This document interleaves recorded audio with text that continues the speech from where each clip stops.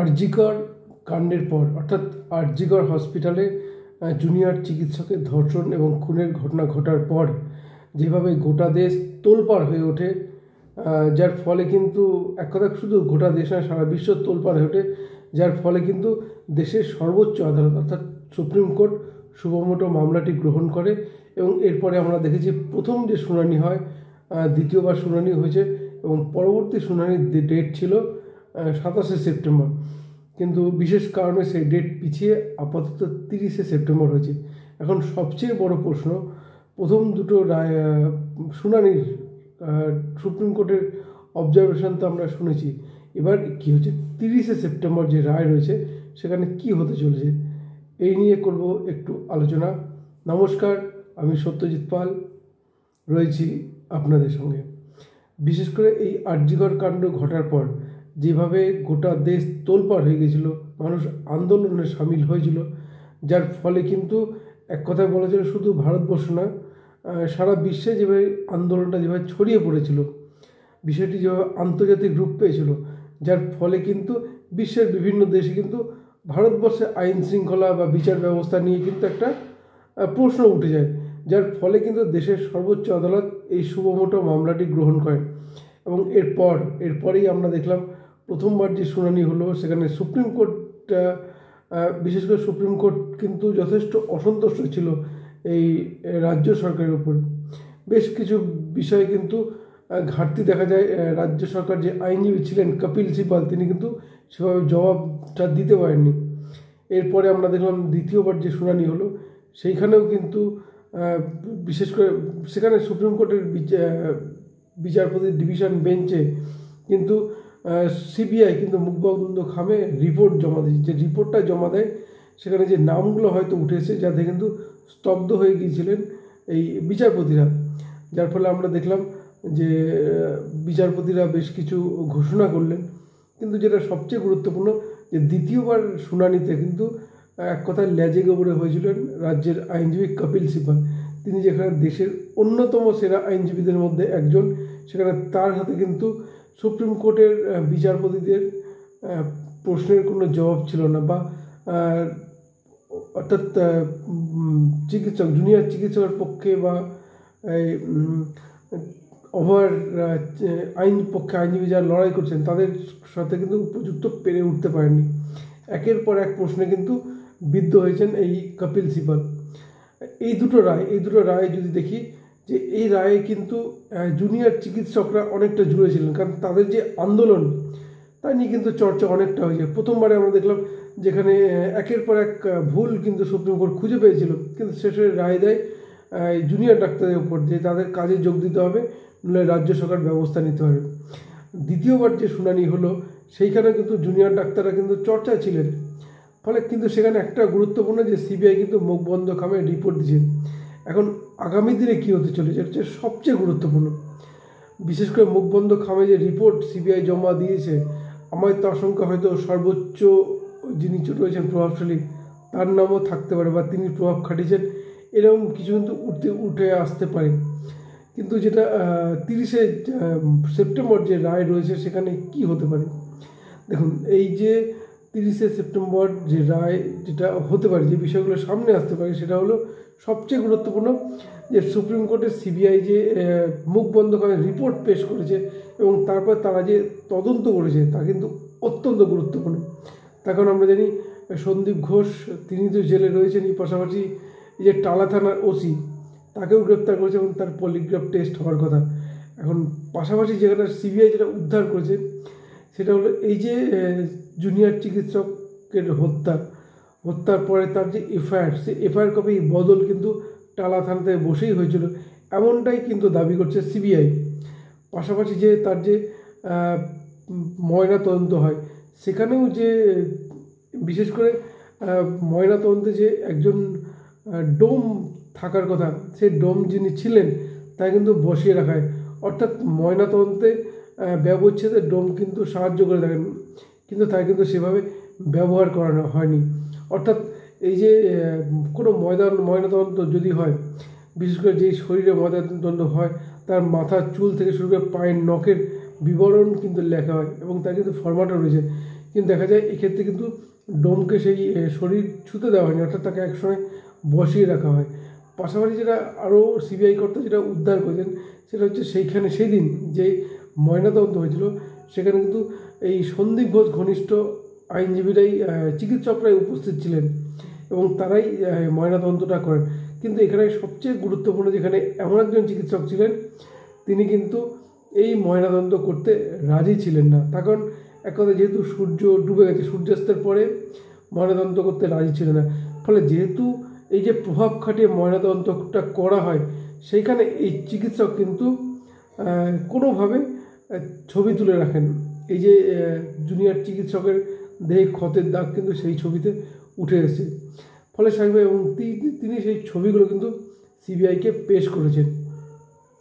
পাশাপাশি আরও একটা যেটা সবচেয়ে গুরুত্বপূর্ণ যে এই যে ডোম যিনি ছিলেন যে তাকেও কিন্তু সিবিআই তলব করেছে, একাধিকবার জিজ্ঞেস করেছেন এবং তিনি কিন্তু তার এই যে বসে থাকা, তাকে বসিয়ে রাখা এই কথাগুলো কিন্তু তুলে ধরেছেন। আরও একটা জিনিস সামনে এসেছে যে সেই দিন অর্থাৎ 9 সেপ্টেম্বর কিন্তু এই হসপিটালে এর আগে প্রায় যদি বলা চলে বেশ কিছু দেহ কিন্তু ময়নাতদন্ত হয়েছিল, কিন্তু দেখা যায় অর্থাৎ 7টি দেহ ময়নাতদন্ত হয়েছিল। অর্থাৎ এই 7টি দেহের ক্ষেত্রে যেভাবে সমস্ত নিয়ম মানা হয় এবং এই ডোম যিনি ছিলেন তিনি কিন্তু সহযোগিতা করেন চিকিৎসক, অর্থাৎ যে প্রসেস মেনে ময়নাতদন্ত হওয়ার কথা সমস্ত প্রসেসই কিন্তু মানা হয়, কিন্তু এইখানে কিন্তু কোনো কিছুই মানা না।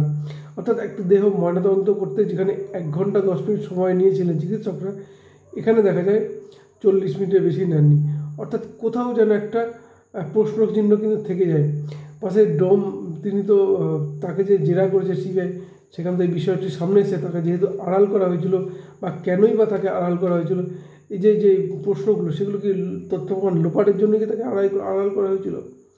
আরও একটা জিনিস যেটা এই যে এই যারা ছিলেন ময়নাতদন্তে সেখানে যে একজন চিকিৎসক ছিলেন অপূর্ব বিশ্বাস, তাকেও এবং এই ডোমকে কিন্তু সামনাসামনি বসে জেরা করেছে সিবিআই। অর্থাৎ যারা ময়নাতদন্তের সঙ্গে ছিলেন প্রত্যেক চিকিৎসককেই ডেকে কিন্তু জেরা করেছে সিবিআই। পাশাপাশি আরও একটা গুরুত্বপূর্ণ যে সিবিআই এই যে সন্দীপ ঘোষ ঘনিষ্ঠ কিন্তু একাধিক আইনজীবী সেখানে ছিলেন, পাশাপাশি পুলিশ কর্তা তো ছিলেনই এবং চিকিৎসকরাও ছিলেন। সুতরাং প্রত্যেকের লক্ষ্য একটাই ছিল তথ্য প্রমাণ লোপাট করা। পাশাপাশি যে কোনো গুরুত্বপূর্ণ ময়নাতদন্তের ক্ষেত্রে একজন জুডিশিয়াল ম্যাজিস্ট্রেট থাকার কথা, অর্থাৎ এক্ষেত্রে যিনি ছিলেন তারও কিন্তু জিজ্ঞাসাবাদ করেছে সিবিআই এবং তাকে যে পরবর্তীতে আরও একবার ডাকা হতে পারে বা আরও ডাকা হতে পারে প্রয়োজন বলে সেটাও কিন্তু সিবিআই সূত্রে জানা যাচ্ছে। পাশাপাশি আরও যে বিষয়গুলো আসছে সেগুলো হচ্ছে এই যে গত কয়েকদিন আগে যে শিয়ালদা আদালতে যে সন্দীপ ঘোষ এবং টালা থানার ওসিকে তোলা হয় সেখানে বিচারপতি কিন্তু স্তব্ধ হয়ে গিয়েছিলেন এবং তিনি কিন্তু স্পষ্ট করেই বলেন যে সন্দীপ ঘোষ যেভাবে এই তথ্য প্রমাণ লোপাটের একটা চক্রান্ত করেছিলেন বা যে চক্রান্তটা তিনি সংগঠিত করেছিলেন তার ফলে তার কিন্তু ফাঁসি হওয়া উচিত, তার শাস্তি কিন্তু মৃত্যুদণ্ড হওয়া উচিত, এমনটাই কিন্তু বলেছিলেন শিয়ালদা আদালতের বিচারপতি। ফলে এবারে সুপ্রিম কোর্টে যে হতে চলেছে এমনিতে তো মুখ বন্ধ খামে সিবিআইতে তারা রিপোর্ট জমা করেছে, এবারে যেটা উঠে আসছে সেটা হচ্ছে টালা থানাতে বসে যে এফআইআর বদলানো হয়েছে কার নির্দেশে বদল হয়েছে বা কেই বা জবরদস্তি করেছিলেন, শুধু কি সন্দীপ ঘোষ বা হসপিটাল চিকিৎসকরা নাকি এর সঙ্গে বড় কোনো পুলিশ কর্তা রয়েছেন বা আর কেউ রয়েছেন, এটা একটা গুরুত্বপূর্ণ। আরও একটা জিনিস যে ময়নাতদন্তে নিয়ম মানা কেন হয়নি, যেখানে এর আগের প্রত্যেকটি ময়নাতদন্ত অর্থাৎ সেদিন যে 7টি দেহ ময়নাতদন্ত হয়েছিল সেখানে 1 ঘন্টা 10 মিনিটের বেশি সময় ব্যয় করা হয়, কিন্তু এখানে কিন্তু সেটা করা হয়নি।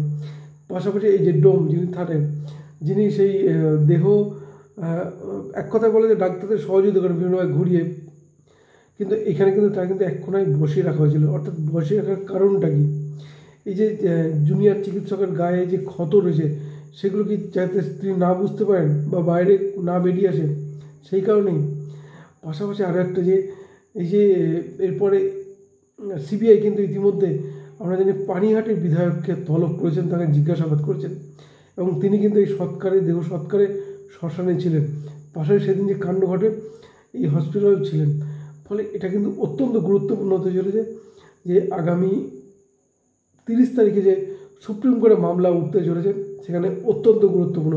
বিশেষ করে গত দিনের যে সিবিআই মুখবন্ধ খামের যে রিপোর্ট রয়েছে, পাশাপাশি যে সিবিআই যে তদন্ত করে যে জিনিসগুলো তুলে এনেছে, বিশেষ করে এই যে চিকিৎসকদের জেরা করা বা যে চিকিৎসক ময়নাতদন্তে রাজি ছিলেন না তার যে ছবি তুলে রাখা, যেগুলো সিবিআই হাতে এসছে, পাশাপাশি টালা থানায় বসে যেভাবে এফআইআরে বদল আনা হয়েছে, পাশাপাশি যদি বলি এই যে এই দেহের যেভাবে ময়নাতদন্তে দেহের মাথার চুল থেকে পায়ের নখ, দেহের সমস্ত অঙ্গ প্রত্যঙ্গের বিবরণ লেখা থাকে, কোথায় কোনো ক্ষত আছে কিনা সেগুলো তুলে রাখা হয়, কিন্তু দেখা যায় এক্ষেত্রে সেই নিয়ম কিন্তু মানা হয়নি। ফলে এগুলো সামনে আসবে। পাশাপাশি বেশ কিছু মানুষকে কিন্তু তদন্ত করছে, এমনকি সেদিন যে চিকিৎসকদের পাশাপাশি আইনজীবী, পুলিশ কর্তা বা চিকিৎসক কেন ছিলেন, এটা একটা বড় প্রশ্ন। আইনজীবী কেন ছিলেন, পুলিশ কর্তারাই বা কেন ছিলেন? পাশাপাশি আমরা তো দেখেছি বিরূপাক্ষ বিশ্বাস, অভিজ্ঞ তাদের ইতিমধ্যে জেরা করেছে সিবিআই। ফলে সিবিআই কিন্তু যথেষ্ট গতি নিয়ে কাজ করছে, কারণ কাজ করাও স্বাভাবিক। একদিকে জনগণের চাপ রয়েছে, পাশে রয়েছে সুপ্রিম কোর্টের অবজারভেশনে তদন্ত চলছে। ফলে বিষয়গুলো সিবিআই কিন্তু হাতে কিন্তু চাপ রয়েছে, আর যার জন্য সিবিআই কিন্তু অত্যন্ত সক্রিয়ভাবে তদন্তগুলো করছে এবং বিষয়গুলো কিন্তু সামনে এসে। সিবিআই যদি তদন্ত যদি অ্যাক্টিভ না থাকতো তাহলে কিন্তু এই বিষয়গুলো সামনে আসতো না। আরও একটা যেটা বলবো, এই যে সন্দীপ ঘোষ, যিনি এই প্রিন্সিপাল ছিলেন, প্রাক্তন অধ্যক্ষ ছিলেন, ফলে তার যে ভূমিকা, বিশেষ করে আমরা জানি যে টালা থানার ওসি তার ফোন বাজেয়াপ্ত করেছে সিবিআই। ফলে তারা কারোর সাথে কথা বলছেন কি না, কারোর সাথে আরও কোন মাথা কারো তাদেরকে এই বিষয়ে উৎসাহিত করছেন সব কাজে, এটাও কিন্তু তদন্তের আওতায় আসতে পারে।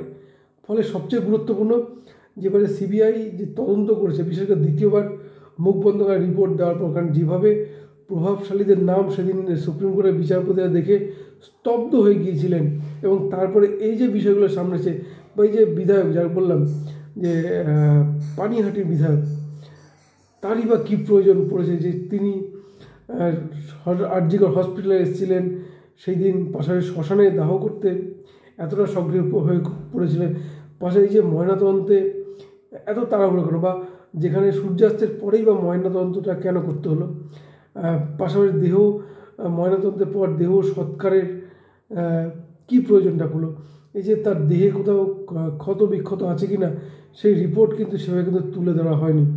ফলে ময়নাতদন্তের রিপোর্টটাও যে সঠিক কিনা এটা নিয়ে কিন্তু একটা প্রশ্ন উঠে আছে। ফলে এবারে যে গুরুত্বপূর্ণ হতে চলেছে যে সিবিআই এবারে তদন্তে যে অগ্রগতিটা এনেছে তা কিন্তু এবারে কিন্তু অনেক কিছু পর্দা ফাঁস করে দিতে পারে। এখন 30শে জুলাই, ভুল বললাম, আগামী 30শে সেপ্টেম্বর এই মামলার শুনানি রয়েছে। কারণ আমরা জানি একদিন রাজ্য সরকারের পক্ষে কপিল সিব্বল, অভিষেক মনু থাকবেনই, পাশে আরও কতজন আইনজীবী থাকেন, সেদিকে নজর থাকবে আমাদের। সবচেয়ে গুরুত্বপূর্ণ যে জুনিয়র চিকিৎসকের ধর্ষণ এবং খুনের পর যেভাবে পুলিশ কর্তা বা চিকিৎসক, আরজিকর হসপিটালের আরও বিভিন্নজন যেভাবে এই তথ্য প্রমাণ লোপাটের চেষ্টা করেছেন, ফলে অত্যন্ত গুরুত্বপূর্ণ। কিন্তু যেটা বিষয় সেটা হচ্ছে দ্বিতীয়বার যদি ময়নাতদন্ত করা যেত তাহলে কিন্তু অনেকগুলো বিষয় সামনে আসে, যার কিন্তু সুযোগ নেই। অর্থাৎ এই যে দেহ দাহ করা, এটাও কিন্তু একটা ক্রাইমের মধ্যেই পড়বে। ফলে আগামী 30শে সেপ্টেম্বর সুপ্রিম কোর্ট কি রায় দেয়, তাদের কি পদক্ষেপ, এটা কিন্তু অত্যন্ত গুরুত্বপূর্ণ চলেছে, সেদিকে আমাদের নজর থাকবে, নজর রাখুন আপনারা। তাছাড়া আরও বলবো যে সন্দীপ ঘোষ, ইতিমধ্যে আমরা জানি সন্দীপ ঘোষ এবং টালা থানার ওসি অভিজিৎ মণ্ডল, এই দুজনকেই কিন্তু গ্রেপ্তার করেছে সিবিআই, পাশাপাশি আর সঞ্জয় রায়, পাশে আর কিন্তু কাউকে গ্রেপ্তার করতে পারেনি। অর্থাৎ এটাকেও এখনও জানি বেশ কিছু জুনিয়র চিকিৎসক, পুলিশ কর্তা যারা সেদিন উপস্থিত ছিলেন সেখানে, তারা অনেকে কিন্তু জেরা করেছে। ফলে অত্যন্ত গুরুত্বপূর্ণ হতে চলেছে যে আগামী 30 তারিখ এই যে বিভিন্ন পুলিশ কর্তা তাদেরকে যেভাবে জেরা করা হয়েছে, আইনজীবীদের জেরা করা হয়েছে, বিশেষ করে জুনিয়র চিকিৎসক যে জেরা করা হয়েছে, ফলে এবারে কি পর্দা ফাঁস হয় সেদিকে আমাদের নজর থাকবে, নজর রাখুন আপনারাও। ধন্যবাদ, ভালো থাকবেন সবাই। আমি ছিলাম সত্যজিৎ আপনাদের সঙ্গে।